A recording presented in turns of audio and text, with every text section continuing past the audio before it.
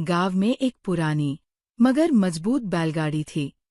ये बैलगाड़ी कोई साधारण गाड़ी नहीं थी, बल्कि जादुई थी। इसे गांव के सबसे बुजुर्ग काका, जिसे सब हकीम काका कहते थे, बड़ी एहतियात से संभालते थे।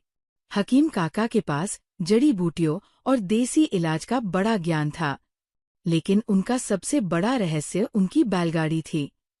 यह बैलगाड़ी बीमार लोगों को अपने आप ठीक कर देती थी। जैसे ही कोई बीमार व्यक्ति इस गाड़ी में बैठता, धीरे धीरे उसकी बीमारी दूर होने लगती। ये बैलगाड़ी हमेशा गांव के जरूरतमंदों के लिए तैयार रहती। जब भी किसी को तेज बुखार, सिर दर्द या कोई और बीमारी होती, तो हकीम काका उसे इस बैलगाड़ी में बिठाकर गांव के चारों ओर एक चक्कर लगवाते। बैलगाड़ी की लकड़ियों से हल्की हल्की रोशनी निकलती और बैलों के पैरों की रफ्तार में एक अजीब सी लय होती। चक्कर पूरा होते होते बीमार व्यक्ति पूरी तरह ठीक हो जाता। गांव के जमींदार को ये जादुई बैलगाड़ी बहुत पसंद थी। उसने हकीम काका से कहा, "ये बैलगाड़ी मुझे बेच दो, मैं इसके बदले तुम्हें बहुत सारा सोना दूंगा।"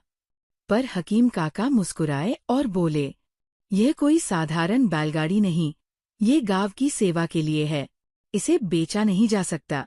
जमींदार ने बैलगाड़ी चुराने की भी कोशिश की, लेकिन जैसे ही उसने बैलगाड़ी को छूने की कोशिश की, वो हवा में उड़ गई और जमींदार नीचे गिर पड़ा। ये देखकर पूरा गांव हंस पड़ा। धीरे धीरे पूरे गांव में इस जादुई बैलगाड़ी की चर्चा होने लगी। लोग दूर दूर से अपने बीमार रिश्तेदारों को लेकर यहाँ आने लगे। हकीम काका की बैलगाड़ी गांव का चलता फिरता हॉस्पिटल बन गई।